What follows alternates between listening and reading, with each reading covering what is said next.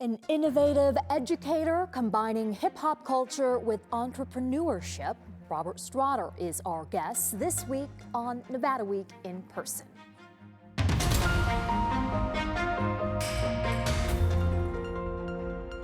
Support for Nevada Week in Person is provided by Senator William H. Hernstat and other supporters. Welcome to Nevada Week in Person. I'm Amber Renee Dixon. When he was 16 years old, he and his 5 younger siblings fended for themselves in North Las Vegas. He committed crimes to pay the bills, but after several run-ins with the law, decided he wanted a different life for himself and the young people in his neighborhood. In 2023, the Clark County School District named him New Educator of the Year. And in 2025, the Las Vegas Raiders selected him as their Inspire Change Changemaker. Robert Strawder, founder of the Hip Hop Entrepreneurship Program Academy. Thank you for joining Nevada Week in Person. Thank you for having me. Tell me about that honor from the Raiders. How did you learn about it? Why do you think you got it? Well, the Raiders organization, we've been working with the kids and youth for the last 5 years, and they helped launch the Donna Street Community Center, so they've been behind me for a while. We've been doing after-school programming with the juvenile justice impacted youth, and so they knew about my backpack events, Christmas events, turkey drives, and everything like that. And then, you know, they've been working with me so many years, coming to the graduations at Grand Sora Middle School.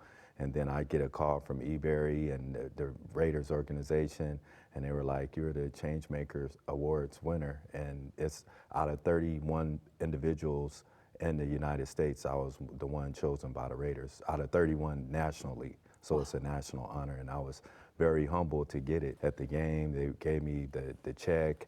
They said they were going to give me 2 tickets to the Super Bowl, so I'll be going to the Super Bowl. Hey. Yeah, so it was an awesome honor and a privilege to just receive that national award. And tell me the backstory behind you getting this. Pete Carroll, the head coach of the Raiders, what did you learn about that? Well, Pete Carroll, he was going through organizations in Las Vegas that aligns with his initiatives that he has. And he said, "I'm kind of torn between 2 organizations, Donna Street Community Center and Hip Hop Entrepreneurship."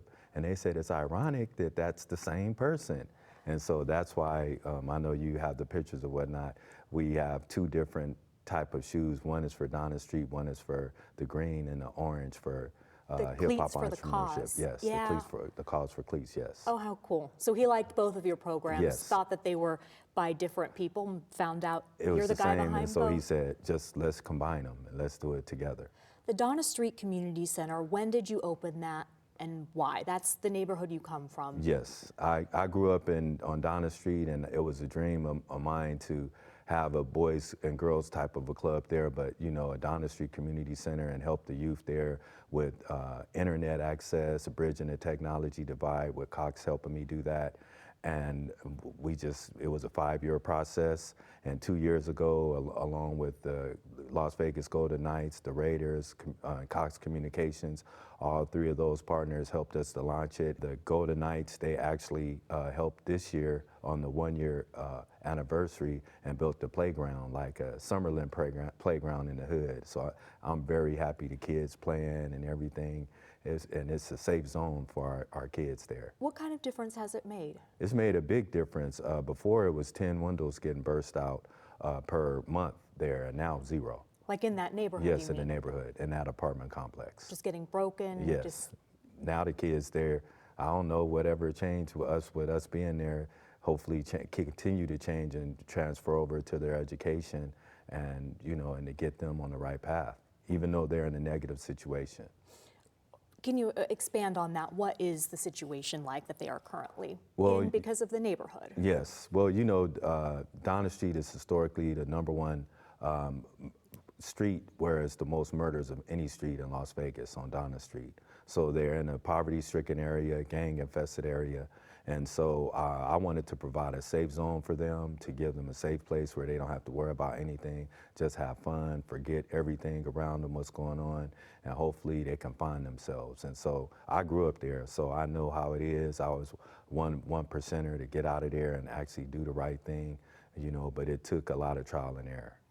You're also teaching some tough lessons there, and I got to witness that. That's where I first met you, was at the Donna Street Community Center, and we have some video from that. Let's show that now. So I lived here 15 years.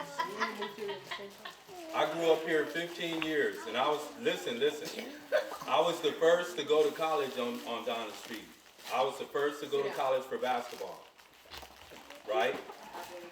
They didn't think that we can come from here, get good grades, stay focused, and do what we need to do. And that's why we're here with what Ricky Strawder is trying to do. You heard his message. He's been locked down for 22 years. We do not want to see you guys up there with him. So Ricky Strawder has a complicated backstory Yes. that we did a piece on recently. He is also trying from behind bars to let kids in that neighborhood know this is not for you. Yes, Ricky has helped us to hopefully let the kids know that this is real. Because a lot of kids don't understand. They keep making mistakes and then they just think it's okay, and next thing you know, they're locked up. So we're trying to stop that recidivism and stop kids from even going to that. We don't want them in that lane. We want them to just go to school, get your education. If you don't go to college, go to a technology school or get you a certificate and build you a career. So we want to build careers instead of going to jail, and the same thing that's been going on for centuries. The kids that were there were mostly younger, but at what age are you starting to, well, have sit-down talks with some of the kids that are getting involved in gangs or are contemplating it, or how do you become aware of that? I mean, how do you interject yourself? That has to be difficult. It is difficult, but when you're from there and you've lived it, it's kind of easy. Not saying that, but like I have a kid that's now he's in the 8th grade, but he got shot, like walking home from a Jim Bridger basketball game. And I try to tell him where he will end up, you know, if he continues to go down the wrong path. It wasn't his fault, but I just don't want him to, because in our society, if you get shot, like 50 Cent got shot, everybody was like, woo, it's like, it makes you like feel like you're untouchable.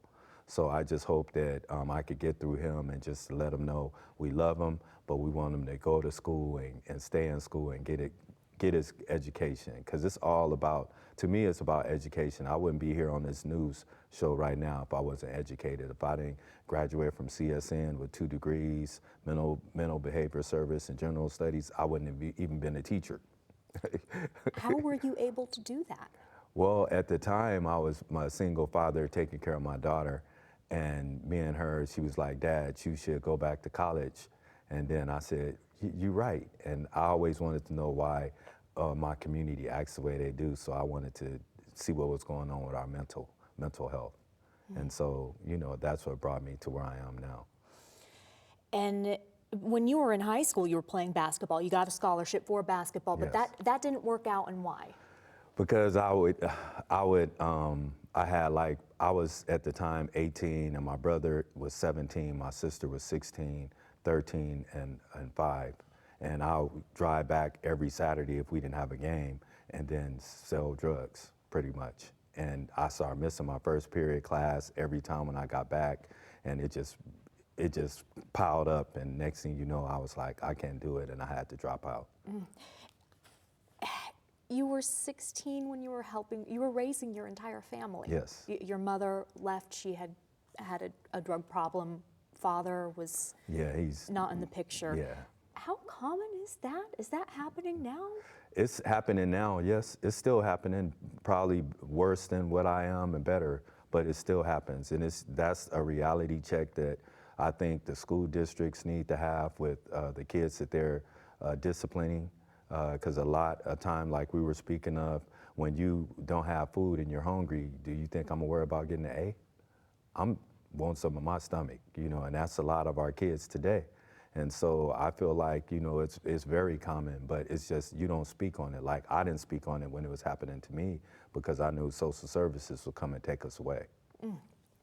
We got to fit in the Hip Hop Entrepreneurship Program Academy. How did you get involved in hip hop? Well, I was one of the first underground hip hop artists in Las Vegas to film in the hood. I'm a hip hop rapper. My name is Strawder the Vegas Don.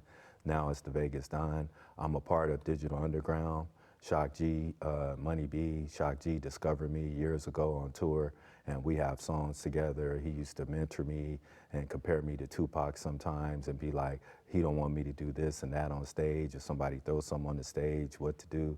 And he like kind of mentored me and trained me to And be Shock G, what was his relationship? Shock G, Humpty Hump. He's the originator. He the one he's the pioneer of Digital Underground. He wrote the songs. He wrote for Prince. He wrote for Michael Jackson. He's Funkadelics.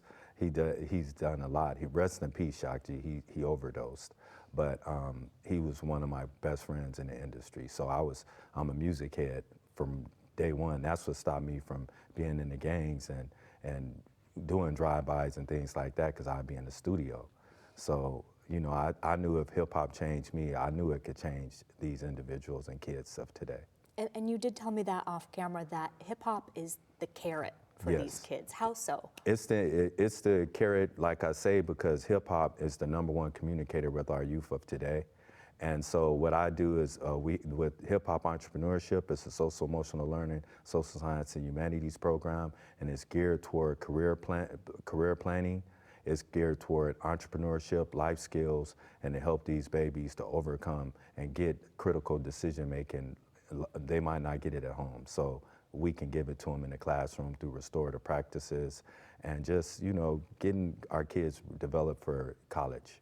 You call them babies. Yes. But you also told me off camera, your program is in middle schools, and that middle school kids are well above they may be 11, 12, 13, but what is their experience like? Man, they're very experienced. I say because of the internet, it gives our kids, they can find out anything. So middle schools are like high schools are like college. So we have middle schoolers doing smoking, drinking, partying, ditching, not going home, the things that ordinarily it'd wait till high school. So with that being said, I feel like we as in the education sector, we have to meet these kids where they're at, and we have to change our approach. And the last topic I think that we get time to fit in, how many Black male teachers are there in the Clark County School District? Do you know? I've heard it's 1.2%. I am one of the only Black teachers, male teachers, that our kids have ever saw. And so throughout the nation, it's 1.3%. So it's very hard for African-American males to become teachers. For one, they say that the kids are off the chains, and for two, their pay is not worth it, and they don't want to deal with the politics that goes throughout the school district and the education portals. What is it like when a kid says that? I've never had a Black male teacher before. And then I tell them, well, 80% of the kids that do or did encounter with a male teacher, they are 80% more likely to be successful.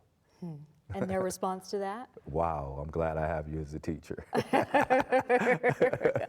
What do you have coming up, Robert? So, well, we have the two-year anniversary. The Donna Street Community Center. So we're going to do that. We do the backpack. We're going to have at Grand Sawyer Middle School every March. I have the career planning where we have our kids go to UNLV and visit UNLV campus, go through law and all of the things, and get kids to get engaged with college. And that'll be the graduation after that with me, Metro, the Raiders, the Golden Knights, and graduate the 150 students that I have there at Grand Sawyer. Congratulations, Robert Strawder. Thank you so much for joining Nevada Week in Person. And thank you guys for having me too. We appreciate you.